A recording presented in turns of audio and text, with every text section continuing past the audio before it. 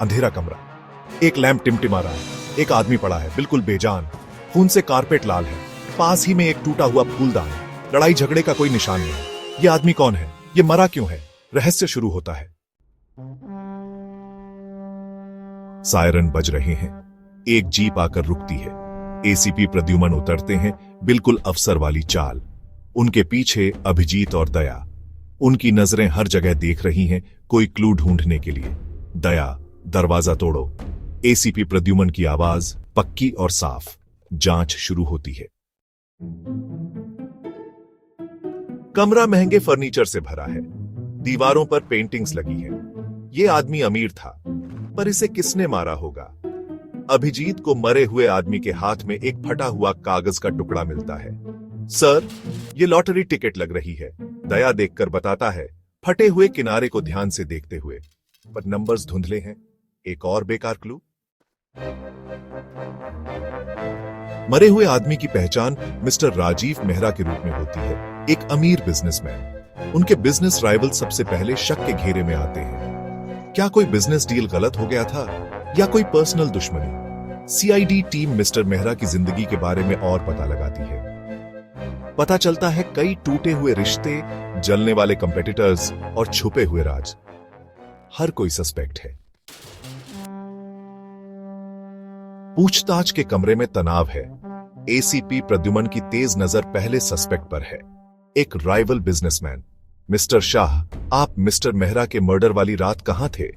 उनकी आवाज शांत लेकिन दबंग। मिस्टर शाह डर के मारे पसीने से तरबतर हो जाता है। एसीपी प्रद्युमन के सवालों के नीचे हर सस्पेक्ट टूट जाता है। वे एलिबाई देते हैं, लेकिन क्या वे सच बोल रहे हैं? अभिजीत फटी हुई लॉटरी टिकट को फिर से देखता है। उसे कुछ खटक रहा है। उसे याद आता है, उसने ऐसी ही टिकट कहीं देखी है।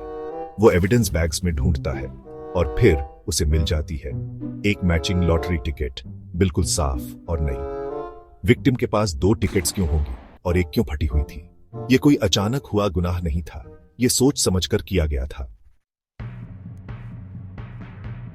दया टूटे हुए फूलदान को देख रहा है। उसे एक हल्की सी गंध आती है, किसी केमिकल जैसी। वो उसे फोरेंसिक लैब ले जाता है। रिजल्ट्स आ गए हैं। फूलदान पर एक तेज झर लगा था। बस छूने से भी जान जा सकती थी, पर झर फूलदान पर कैसे लगा और उसे आखिर में किसने छुआ था? जवाब उनके सोच से भी ज्यादा पास है। सारी बातें समझ में आने लगती हैं। कातिल इसे एक लूटपाट जैसा दिखाना चाहता था, पर उसने एक गलती कर दी। मैचिंग लॉटरी टिकट क्लू थी। यह टिकट मिस्टर मेहरा के किसी करीबी की थी, जो उनसे अक्सर मिलने आता था। कातिल कोई और नहीं बल्कि मिस्टर मेहरा का वकील है। उसके पास घर की चाबी थी। उसे लॉटरी टिकट के बारे में पता था और उसने मिस्टर मेहरा को मारने और उनकी संपत्ति हड़पने के लिए जहर का इस्तेमाल किया।